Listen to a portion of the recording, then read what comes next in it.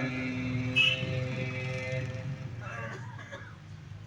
والصلاة والسلام على أشرف الأنبياء والمرسلين وعلى آله وأصحابه ومن تبعهم بإحسان إلى يوم الدين. أما بعد فأعوذ بالله من الشيطان الرجيم. بسم الله الرحمن الرحيم. يا بني آدم قد أنزلنا عليكم لباسا يواري سوآتكم وريشا ولباس التقوى ذلك خير. وقال تعالى فيه رجال يحبون أن يتطهرون. صدق الله العظيم. وقال النبي صلى الله عليه وسلم الطهور شطر الإيمان. وقال عليه الصلاة والسلام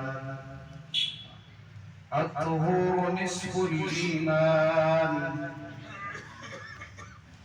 معزز سامعین کرام، اللہ رب العزت کا احسان ہے کہ اللہ تعالیٰ نے ہمیں اور آپ کو جمعہ کے بنسبت یہاں جمع فرمایا اور کہنے اور سننے کی توفیق عطا فرمائی. ہم اور آپ اس نیت سے بیٹھے کہ ہم ان باتوں پر عمل کریں گے. جو بھی بات کہی جائے ہم اس کو اپنے دل کے کانوں سے سن کر اس پر عمل کریں گے. اور یہ بہت ہی اہم ہے،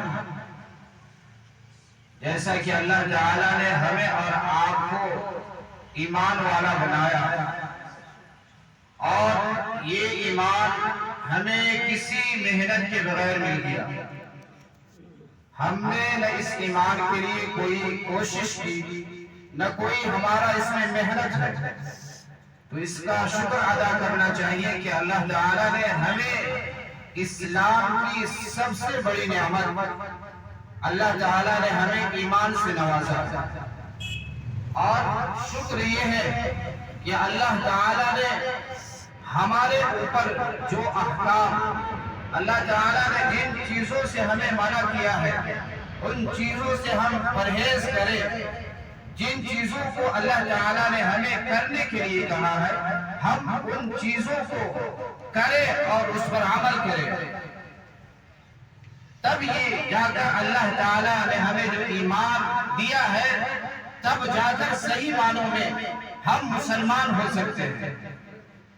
شکر یہی ہے کہ اللہ تعالیٰ نے ہمیں جو حکم دیا ہے ان باتوں پر عمل کرے.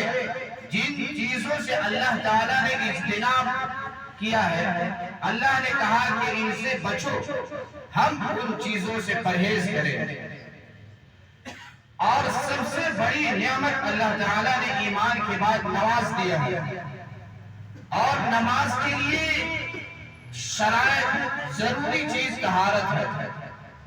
جب تک ہم پاک صاف نہیں ہوں گے، ہمارا بدن یا ہمارا عقیدہ صاف نہیں ہوگا، اس وقت تک ہم نماز ادا نہیں کر سکتے. اگر ظاہری صفائی نہیں ہے یا باطنی نہیں ہے تو ایمان نہیں ہے. کفر و شرک سے اگر ہم پاک نہیں ہیں تو ہمارا ایمان ہی نہیں ہے. پھر ظاہری صفائی، بدن کی صفائی ہو یا کپڑے کی صفائی ہو یا جہاں رہتے ہیں گھر کی صفائی ہو، ان ساری چیزوں کا ہمیں لحاظ کرنا ہوگا. تب جا کر ہم اللہ کی عبادت میں جو ہمیں انعام ملنے والا ہے وہ انعام ہمیں ملے گا. اس لیے آپ صلی اللہ علیہ وسلم نے حدیث میں ارشاد فرمایا الطہور شطر الایمان، کہ پاک صاف رہنا یہ ایمان کا جز ہے. پاکی اور صفائی ایمان کا جز ہے. دوسری حدیث میں ہے کہ پاک صاف رہنا آدھا ایمان ہے. آج ہم اور آپ پاک صاف رہتے ہی نہیں، نہ ہمیں پتہ ہے کہ غسل کیسے کرنا ہے، پاکی کیسے حاصل کرنا ہے. اس میں اکثروں کو نہیں آتا. اور اللہ تعالیٰ نے ہمیں جو حکم دیا ہے، اگر اس حکم کے مطابق ہم صحیح معنوں میں غسل کریں تب جا کر ہم پاک ہوں گے. آج ہمیں پتہ ہی نہیں ہوتا غسل کس سے واجب ہوتا. تو بات بہت ہی اہم ہے. اگر اس میں شرم کیا جائے تو پوری زندگی جاہل رہے گی. شرم کی وجہ سے اگر مسئلے نہ بتائے جائے تو انسان ساری زندگی جاہل رہے گا. تو غسل جو واجب ہوتا ہے وہ ایک تو اس وجہ سے واجب ہوتا ہے کہ احتلام ہو جاتا ہے. راتوں میں خواب میں جو سپنا جاتے ہیں اس کی وجہ سے اس کے اوپر غسل واجب ہو جاتا ہے. یہ یاد رکھنے کی چیز ہے. پھر نہ پوچھیں گے کہ کیسے غسل واجب ہوتا ہے، یہ بہت ہی یاد رکھنے والی چیز ہے. ایک تو یہ ہے کہ احتلام خواب کی وجہ سے ہوتا ہے. دوسرا جو غسل واجب ہوتا ہے ہم بستری کی وجہ سے، اور اس کی وجہ سے دونوں کے اوپر غسل واجب ہوتا ہے. یہ نہیں کہ صرف ایک شخص پر، بلکہ غسل جو واجب ہوتا ہے دونوں کے اوپر. خواہ منی نکلے نہ نکلے دونوں کے اوپر غسل واجب ہو جائے گا. اور مردوں کے لیے خاص ایک وجہ یہ بھی ہے کہ اگر اس نے رات میں سویا اور دن میں دیکھا کہ اس کے لنگی پر پائن پر تری لگا ہوا ہے، بھیگا ہوا ہے، اب یہی مانا جائے گا کہ احتلام ہوا ہے. اس کی وجہ سے بھی غسل کرنا واجب ہے. اب اس کے علاوہ عورتوں کے لیے اور چیز ہے. جیسے کہ عورت اگر مہینے سے ماہواری سے پاک ہوتی ہے تو اس وقت عورت کے اوپر غسل کرنا واجب ہوتا ہے. اسی طرح نفاس سے جو بچہ پیدا ہوتا ہے اس خون کے بند ہونے کے بعد بھی غسل واجب ہوتا ہے. اور احتلام والی جو صورت ہے یہ مردوں کے اوپر زیادہ ہوتا ہے. عورتوں میں یہ چیز نہیں پایا جاتا. اکا دکا ہزار میں ایک عورت ایسی ہوتی ہے، لیکن یہ صورت مردوں میں زیادہ پایا جاتا ہے. مرد ہفتے میں ایک دن یا بعض کو روزانہ ہوتا ہے، تو اس کی وجہ سے غسل واجب ہوگا. اب غسل واجب ہوگا تو غسل کرنے کا طریقہ کیا ہے؟ غسل کا جو فرائض ہے وہ صرف اور صرف 3 ہے. غسل ادا ہو جائے گا، فرض آپ کے ذمے سے ساقط ہو جائے گا وہ صرف 3 چیزوں سے. ایک تو یہ ہے کہ ہم کلی کرے گرگرے کے ساتھ، یہ یاد رکھنے کی چیز ہے. کلی کرے گرگرے کے ساتھ، پھر ناک میں نرم حصے تک پانی پہنچائے، اور تیسرے میں سارے بدن پر پانی بہائے کہ ایک بال کہیں سوکھا نہ ہو. اگر کہیں بھی ایک بال کے برابر سوکھا رہ گیا تو غسل نہیں ہوگا. اس لیے احتیاط کے ساتھ جہاں پانی نہیں پہنچ سکتا ہے وہاں اپنے ہاتھ کو پھیر کر بھگائے تب جا کر غسل ادا ہوگا۔ اب غسل کا سنت طریقہ یہ ہے کہ آدمی جب، یا ایک بات اور یاد رکھے کہ کوئی انسان کہیں جا رہا تھا تالاب کے کنارے سے، وہ پھسل کر تالاب میں گر گیا، اب اس کا غسل ہوگا یا نہیں ہوگا؟ تو اگر اس نے جہاں جہاں پانی پہنچانا تھا ناک میں اس نے پانی پہنچا لیا یا کلی کر لی تو غسل ادا ہو جائے گا، لیکن جو غسل کا ثواب ہے نیت نہ ہونے کی وجہ سے وہ ثواب حاصل نہیں ہوگی۔ تو غسل کا صحیح طریقہ یہ ہے کہ جب غسل کیا جائے تو سب سے پہلے جہاں گندگی لگی ہے اس کپڑے کو دھوئے، اپنے شرمگاہ کو دھوئے، پھر اس کی بعد دونوں ہاتھ گٹوں تک دھوئے، اور پھر جیسے وضو کرتے ہیں اس حساب سے پہلے وضو کریں، اور پھر 3 بار دائیں مونڈے پر پانی ڈالے، پھر 3 بار بائیں پر۔ آج تو ایسا نہیں ہے کہ آج جگ سے نہایا جائے، بلکہ آج نل کا زمانہ ہے، صرف نل کھول دیتے ہیں اور نہا لیتے ہیں، پھر بھی سنت ادا ہو جائے گا۔ لیکن اگر سنت طریقے پر کرنا ہے تو سب سے پہلے آپ اپنے جہاں گندگی لگا ہے اس جگہ کو دھوئے، اس شرمگاہ کو دھوئے، پھر اپنے ہاتھ کو دھوئے، پھر وضو بنائے، پھر نہائے۔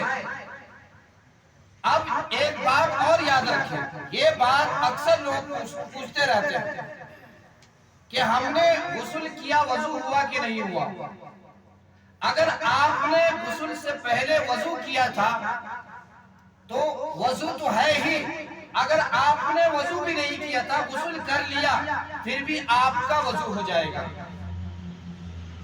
اب آپ کو الگ سے وضو بنانے کی ضرورت نہیں ہے، غسل کے ساتھ ساتھ آپ کا وہ اعضا دھل گیا جس کو وضو میں دھونا فرض تھا، وہ فرض آپ کو غسل میں ادا ہو گیا، اب الگ سے وضو کرنا فرض نہیں ہے۔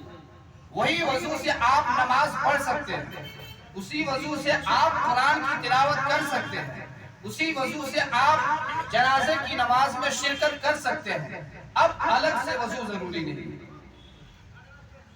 اب بات یہ رہا کہ اسلام میں یہ ہے کہ کم سے کم ہفتے میں 1 دن ضرور غسل کرے۔ اب یہ ہفتے میں 1 دن غسل کرنا ہر مسلمان کے اوپر سنت ہے، اور زیادہ بہتر یہ ہے کہ جمعہ کے دن غسل کیا جائے۔ اگر کوئی انسان ہفتے میں 1 دن بھی غسل نہیں کرتا ہے تو حدیث میں آتا ہے کہ اس کو ملامت کیا جائے، اس کو برا بھلا کہا جائے کہ تم کیسے ہو، تم مسلمان ہو، رہتے ہو بھنگی کی طرح، چماروں کی طرح۔ اب اس کو ملامت کیا جائے، اس لیے کہ کہا گیا ہے کہ ہفتے میں 1 دن ضرور مسلمانوں کو غسل کرنا چاہیے، اور بہتر یہی ہے کہ جمعہ کے دن غسل کیا جائے۔ اب اس میں بھی علماء کا اختلاف ہے۔ امام احمد ابن حنبل رحمۃ اللہ علیہ کہتے ہیں کہ جمعے کے دن غسل کرنا واجب ہے۔ امام احمد ابن حنبل رحمۃ اللہ علیہ کہتے ہیں کہ غسل کرنا جمعے کے دن واجب ہے، لیکن امام ابو حنیفہ جمہور علماء کے نزدیک یہی ہے کہ جمعے کے دن غسل کرنا سنت ہے، اور یہ بھی سنت مؤکدہ ہے۔ اگر کوئی شخص سنت کو جان بوجھ کر چھوڑتا ہے تو یہ گناہ کے درجے تک پہنچنے والا ہے۔ اس لیے جمعے کے دن اہتمام کے ساتھ غسل کرنا چاہیے، اور اسی طرح حدیث میں آیا ہے کہ انسان کو پاک صاف رہنا چاہیے، اور آج کل کا نوجوان یا بوڑھے سب اس بیماری میں ملوث ہیں.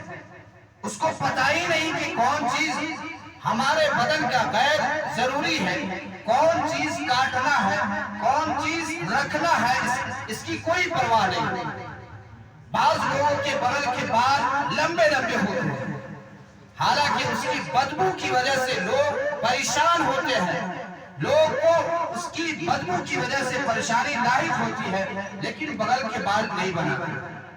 حالانکہ اس کو معلوم ہی نہیں کہ بغل کے بال بنانا ہمارے لیے کیا ہے. نہ زیر ناف صاف کرتے ہیں، نہ نیچے کے بال صاف کرتے ہیں. تو یہ پاکی صافی صاف رہنا یہ مسلمانوں کا حق ہے، یہ اسلام کا شعار ہے، اسلام کا پہچان ہے کہ انسان اگر مسلمان ہے تو پاک صاف رہے. مسلمان ہے تو اس کا جگہ پاک ہو، اس کا گھر پاک ہو، اس کے گھر کے بغل میں پاک ہو، سڑک پاک ہو. آج ہمارا حال یہی ہے. ہم دیکھ لیں اپنے گھر کو، ہمارا گھر تو کتنا صاف ہے، ہمارے بغل میں جو دروازے ہیں اس پر کتنا صفائی ہے، ہمارے سڑک کتنا صاف ہے، ہم کتنے صفائی میں رہتے ہیں. ہم خود ہی اس کا اندازہ کر سکتے ہیں. یہ پاک صاف رہنا، یہ نظافت مسلمانوں کا شعار ہے، مسلمانوں کا پہچان ہے کہ مسلمان پاک صاف رہے، مسلمان ایسا ہو کہ لوگ اس سے گھن نہ کرے. اس لیے آپ صلی اللہ علیہ وسلم صحابہ کو حکم دیا کرتے تھے کہ اے صحابہ کی جماعت، اگر تم جمعہ کا دن پاؤ، اگر تمہیں جمعہ کا دن مل جائے تو تم غسل کیا کرو، اگر تمہیں جمعہ کا دن مل جائے تو تیل لگا لیا کرو، اگر تمہیں جمعہ کا دن مل جائے تو جتنا ہو سکے اس میں سے عمدہ کا کپڑا پہن کر آیا کرو، اگر ہو سکے تو خوشبو بھی لگا کر آیا کرو. آپ صلی اللہ علیہ وسلم صحابہ کو یہ حکم دیا کرتے تھے. لیکن آج مسلمانوں کا حال یہ ہے کہ آج اس بادشاہ کے دربار میں آتے ہیں جیسا دربار انسان کا نہیں ہو سکتا، اس سے بڑھیا دربار کسی انسان کا نہیں ہے. آپ ایسے دربار میں آتے ہیں، اللہ کے دربار میں مسجد میں آتے ہیں، لیکن آپ کا لباس اتنا خراب ہوتا ہے، اتنا گندا ہوتا ہے کہ وہ لباس آپ کسی مجلس میں پہن کر نہیں جا سکتے، آپ اس لباس کو پہن کر شادی بیاہ میں نہیں جا سکتے. وہ لباس پہن کر اللہ کے دربار میں چلے آتے ہو. کیا اللہ کا دربار اتنا نیچا ہے، اللہ کا دربار اتنا گھٹیا ہے کہ وہاں ایسا لباس پہن کر آیا جائے؟ دنیا میں انسان شادی میں نہیں جا سکتا، آج انسان ویسا کپڑا پہن کر مسجد میں چلے آتے ہیں. ہمارا لباس تو ایسا ہونا چاہیے جو قرآن نے بیان کیا، یا بنی آدم قد انزلنا علیکم لباسا یواری سوآتکم وریشا ولباس التقوی ذالک خیر. کہ اے مسلمانوں، اے بنی آدم، ہم نے تمہارے لیے لباس کو نازل کیا ہے، اور یہی لباس ہمارے لیے بہتر ہے. لیکن آج کا مسلمان ایسا لباس پہنتا ہے جو صحیح معنوں میں لباس نہیں ہے. ہم سمجھتے ہیں کہ ہم اپنے بدن کو، اپنے سطر کو چھپائے ہوئے ہیں، لیکن صحیح معنوں میں یہ بدن چھپا ہوا نہیں ہے، صحیح معنوں میں یہ لباس نہیں ہے. اللہ نے جو لباس ہمیں پہننے کے لیے کہا ہے اس لباس سے الگ ہم چل رہے ہیں.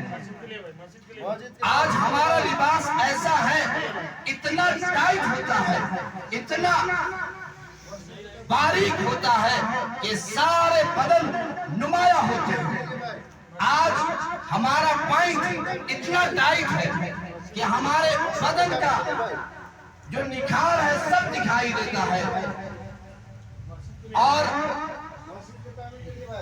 यही हमारे लिए खराबी भी है कि हम इतने टाइट लिबास पहनकर आते हैं कि बदन नुमाया होता है। लिबास ये नहीं है, लिबास तो वो है जो अपने बदन को छुपा ले, अपने सतर को छुपा ले। लेकिन आज हम अपने नजर में समझते हैं कि ये लिबास है, लेकिन सही मानों में ये लिबास नहीं है। लिबास तो वो है जो कुरान ने कहा कि तुम ऐसा लिबास पहनो जिससे तमाम बदन छुप जाए। लेकिन आज देखने वाला समझ जाता है कि बदन का कौन सा हिस्सा दिखाई देता है, सब नुमाया होता है। इसलिए हम इस लिबास को छोड़े, हम उस लिबास को इख्तियार करें जो मुत्तकियों का लिबास है, अल्लाह वालों का लिबास है, उलमा किराम का लिबास है, बुजुर्गाने दीन का लिबास है। उस लिबास को इख्तियार करें, तब जाकर सही मानों में हमारे लिए पाकी और साफ होगा। आज नौजवान और बूढ़े सब इसमें मुब्तला है कि आज ऐसे ऐसे पैंट शर्ट पहन कर आते हैं कि जिसका आस्तीन ही नहीं होता, उसके शर्ट में आस्तीन ही नहीं होता, सारा बाहें खुला हुआ होता है। तो ये याद रखिए कि उलमा ने लिखा है और मसले की किताब में भी है कि ऐसा शर्ट पहनकर आने वाला उसकी नमाज मकरूह है।